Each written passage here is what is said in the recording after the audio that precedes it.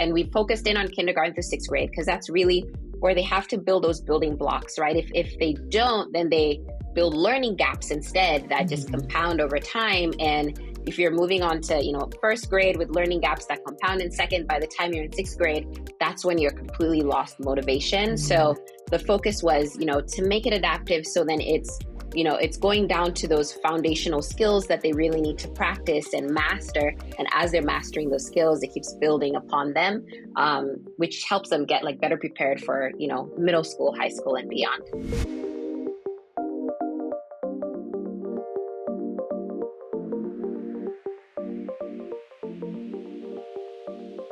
Hey everyone, welcome to Vector, a podcast where we discuss math, science, technology, and what these fields can do for education, learning, and preparing our young people for the world of the future. I'm Lisa Hollenbach, and we're talking about learning at the intersection of math and technology.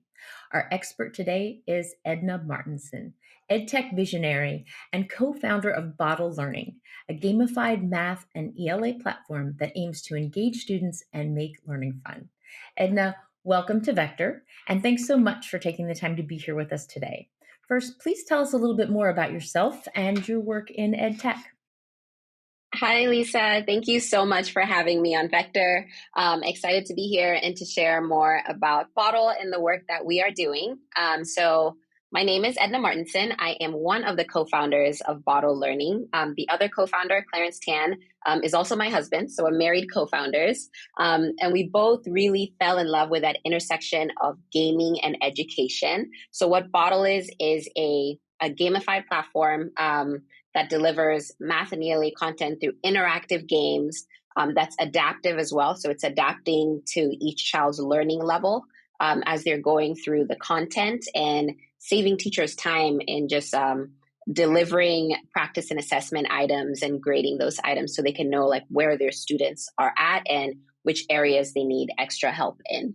And my personal journey, so I am originally from Ghana, West Africa. I came to the US at 16 for college.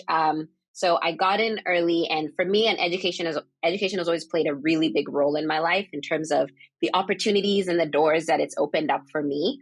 So I've always been really passionate about the space. And one thing that really struck me was, being in the country for several years and really learning about what I would call a national crisis, 50% of elementary students not being proficient in those core subjects, math and reading. And the more we talk to educators, we find out that student engagement was at an all-time low. And this is pre-pandemic, pre-COVID. But the one thing that Clarence and I knew, and Clarence, he's got a background in game design for a decade plus, is how much kids love games. And so we really started building Boddle to, one, build students' confidence to learn, because we really believe that confidence drives comprehension. And when we started off, we started in 2018. We call the first 2 years our mom's basement phase, just trying to get an MVP out and raise some money to build this product. But even at that stage, with what I would call a really crappy product at the time, kids were getting so excited to practice their math, and it's kindergarten through sixth grade. And these young kids are so enamored in the fun and the learning. And we realized there really is something there. So we kept building with lots of teacher feedback and student feedback. And out of that, we were able to launch Boddle in 2020, which for most edtech companies is a very interesting time to launch a platform. Right. But it came at such a crucial time when teachers were like, oh my goodness, I've got 20 plus kids and now they're all remote and I have to figure out how to get them to actually do their math work and complete their assignments when there are all these other distractions, around them. So Boddle came as such a vital resource that, the kids are loving and they're engaging in, and it's giving teachers that data that they needed at that crucial time to still be able to facilitate learning in that remote environment. So, let's just really go back to the basics. If I'm using Boddle, what types of games are kids playing? Give us, obviously you can't walk us through the whole app, but what types of things, give us a few examples of what game I might encounter if I open the app and start to play math games or ELA games. Yeah. So what's special about Boddle is It's a metaverse of games. And so some examples, like one of the most popular games is a pet battle collecting game where kids can play one-on-one with each other. They collect pets and they battle each other as they're going through math content. There's a basketball game. There's a soccer game. So we have all these different mini games. And what's great is if I was a teacher, I can say, hey, I just taught fractions. I'm delivering a fractions assignment into Boddle. Everyone get on Boddle. Oh, Lisa likes to play the basketball game. She's playing the basketball game and answering my fractions questions.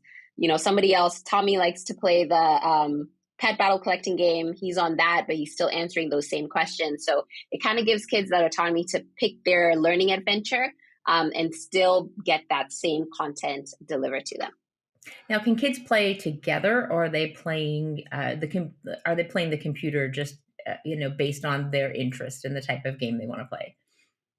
Yeah, so for the longest time, since we launched up until 2022, Bottle was a single player game. So all the game modes was just kids, playing on their own. And then we released the first player versus player mode, which we saw just shot up engagement and usage, by a ton. And that's the pet battles. And so what we're working on next is more whole classroom engagement. We're working on a mode where, kids can practice their math facts, because math facts is something that like kids need to practice, 2-3 times a week in elementary school. And so creating a game mode where the whole classroom can be engaged in it together is something we're excited about, as well as other game modes to where Bottle becomes this sort of a digital playground is what we're calling it, where kids can engage with each other and play several different game modes together. See, now that seems to me what would be the most fun as a kid, to be able to play with your friends and to battle your friends. It takes me back to the days of even having challenges on the Fitbit when that was first a thing. And it was even more fun as an adult to be able to walk, even just to walk, to have battles with friends. It seems to me like that would be the most fun for kids, to be able to play with friends. What do you think it is about your app that is most unique out there in this field of, when you open the App Store, there are hundreds of thousands of apps that I could possibly download to learn or do just about anything else. When I look at Boddle, what is the most unique thing about it? Ooh, the most unique. So I would say, and we spent a lot of time in our IP, and so we call the company Boddle after the game characters, which are these bottle-headed characters. So as kids are learning, their heads are filling up, sending that message to fill up on learning, and then pour back out to help others. There's lots of cool stuff they can do in the game: plant trees, defeat baddies with like the knowledge points that they collect. And so I think, and in the beginning, when kids first get on Boddle, they get to customize their Boddle characters. And I think kids really do fall in love with their Boddle characters and get really invested in them as well. The art is amazing. It's, for those of you watching, you have to get out there and take a look at the app. It's so cute. And they all have these great little faces. And so the customization is another thing that, for me personally, I would love that, to be able to go in there and make your character look exactly like you want it to look, and be out there marching around playing this game. Now, I read somewhere that both you and your husband wanted to inspire kids to love learning. Now, that can sometimes be really difficult when it comes to math. We have a lot of kids that believe they simply aren't good at math, or they say they aren't a math person, and they really give up before they get started. So how does Boddle help inspire that section of kids, that group of kids who have just, called it quits and said, I can't do it? Yeah. And my answer kind of ties to one of our aha moments. This is back in 2019. We had somewhat of an MVP, not fully ready to go out to market, but we were doing pilots, and we were piloting with an after-school program in Kansas City, Kansas. And there was a student there who kind of had gotten to that point, right, where he was it was either first or second grade, but really just felt like, I'm just not a math person. I don't like math. When it's math time, like completely disengaged. The after-school program was trying to do a lot in terms of, getting kids more engaged in learning, outside of their regular school time, and helping them catch up on their schoolwork. And as we started to implement Boddle and pilot Boddle with them, what we saw was, number one, that like fear of failure, was reduced, and that like test anxiety where, they're not feeling like, oh no, I'm going in to take, a complete a math assignment or a math test. It's more like, oh, this is great. This is fun. This is engaging. I'm going to try. If I fail, I can try again and see if I get it right. And in a couple weeks, we were visiting regularly, and he got really into just math time. Every time they would have their Boddle time, and he was telling people to like call me the math boy. And so for us, that was such an aha moment of like, wow, like it really is about building kids' confidence to learn. And then they're more motivated. And that, again, that confidence drives comprehension. Wow. Wow. Yeah. Building confidence is key to that, feeling. I think when kids start to lose that confidence in math is when they start, even for us as adults, when we feel like we're not good at something, we don't want to do it anymore. We walk away from it and go do something that we were better at. And same rings true for kids. And if they're not practicing math, they're clearly not going to get better at math. They're not going to succeed in math. Yeah. And having that to go from not being a math kid to say, call me the math kid, like, that's Yeah. genius. So, Yeah. clearly And it's, one, go ahead. yeah. And one thing as well, which is the reason why we wanted to make sure like Boddle was adaptive is it's just that, right? And we focused in on kindergarten through sixth grade, because that's really where they have to build those building blocks, right? If they don't, then they build learning gaps instead that just Mhm. compound over time. And if you're moving on to, first grade with learning gaps that compound in second, by the time you're in sixth grade, that's when you're completely lost motivation. Mhm. So the focus was, to make it adaptive. So then it's going down to those foundational skills that they really need to practice and master. And as they're mastering those skills, it keeps building upon them, which helps them get like better prepared for, middle school, high school, and beyond. Right. Now, is Bottle accessible to kids of all skill abilities, all levels? So kids with IEPs, kids that maybe have learning disabilities, that can they get on Bottle and use it the same as gifted kids can?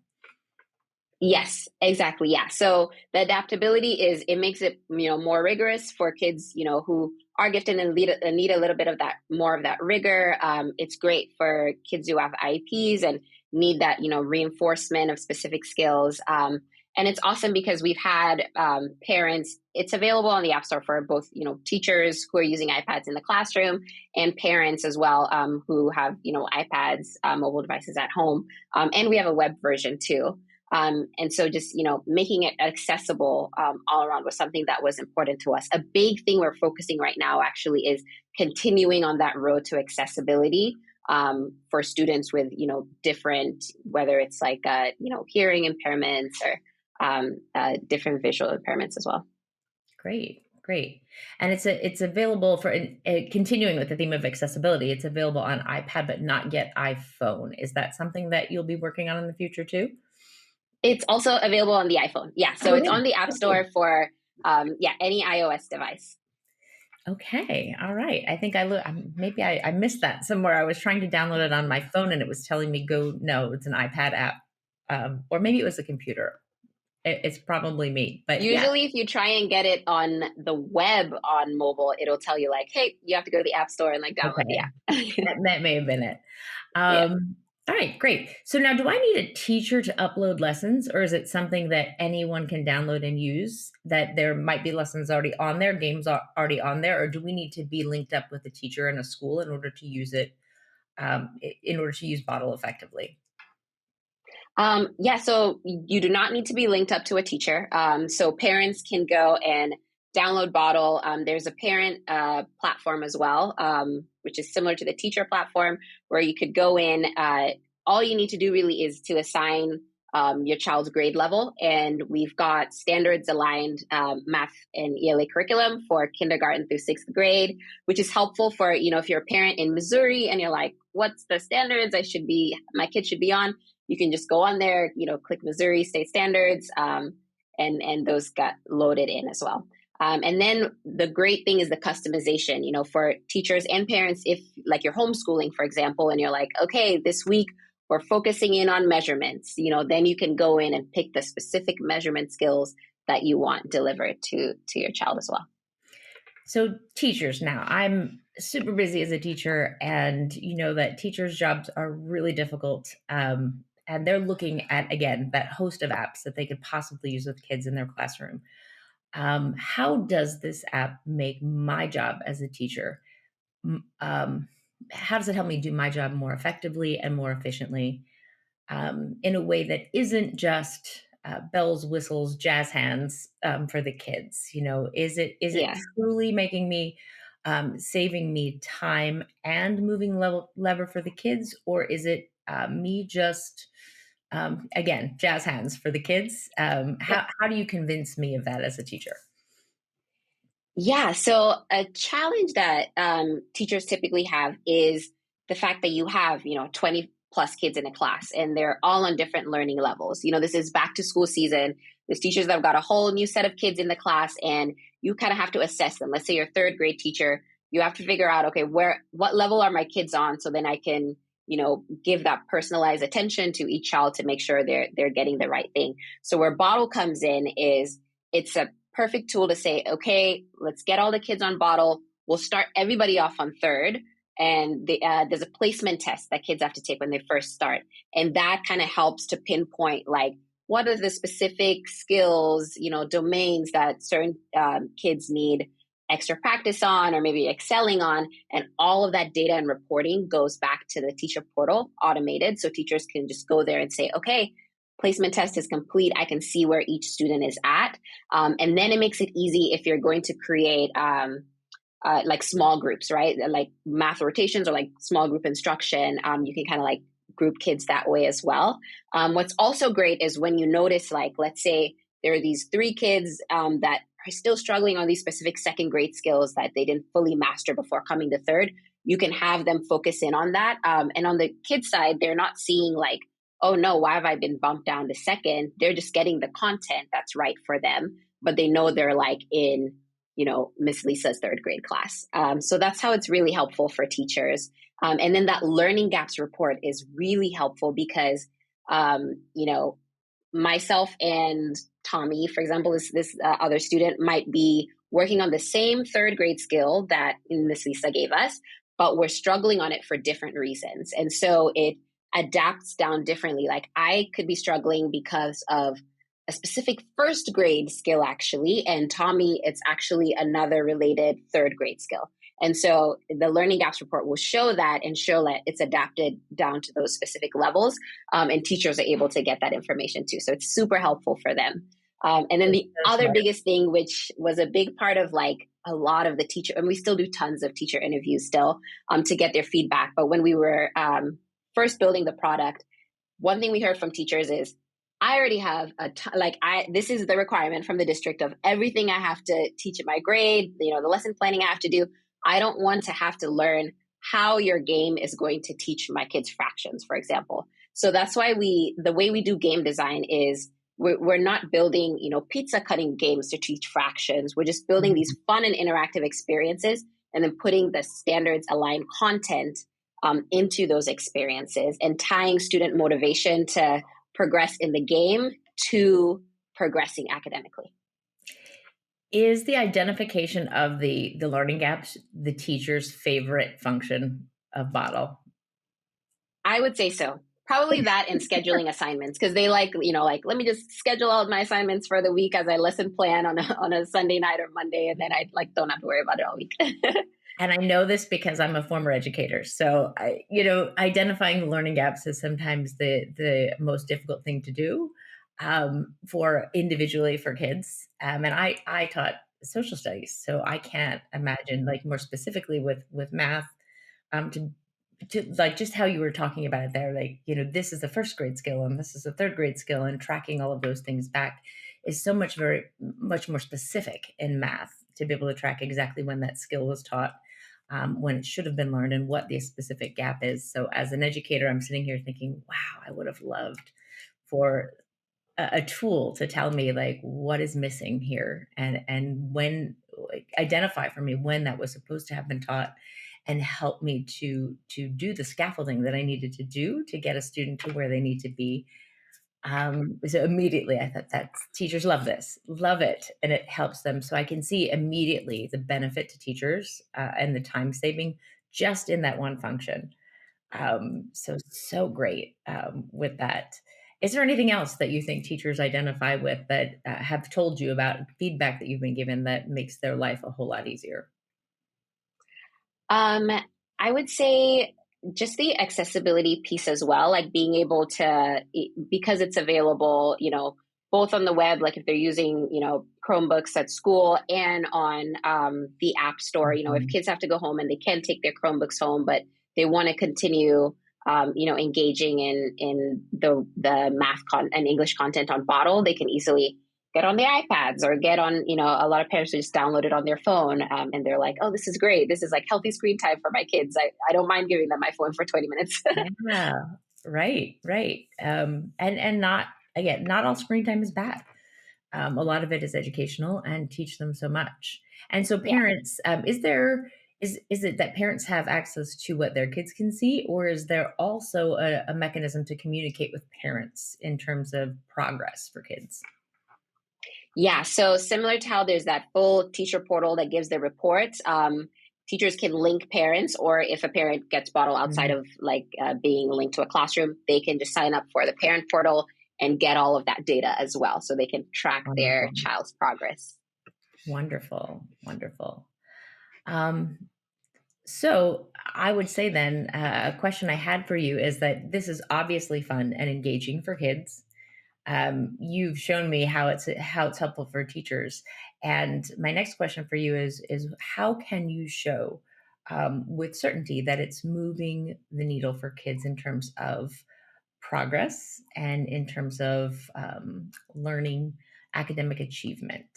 What data can you collect that shows that students, because of Bottle, are achieving more? Yeah, I think for us, the biggest thing is, because it already shows on the platform like skills mastered. And the Mhm. biggest thing for us that lets us know we're moving the needle is the like anecdotal, like hearing from teachers that are saying, oh my goodness, we started using Bottle at the beginning of last school year. And now we did testing and I can see, the improvement in my kids. I remember a teacher had tweeted out once, and it was like a little screenshot of like where the kids started, and Mm, like how much they had grown. And she's like, I love that we started using Bottle, recommended to everyone. So getting that kind of feedback from educators has been really, really big. We've had the chance to also do 2 tier 4 research studies, which have been super helpful to understand like feasibility and usability of the platform in the classroom as well. And we're excited to continue to do more of those types of research studies as well. great, great. Now you mentioned that this app was launched during COVID.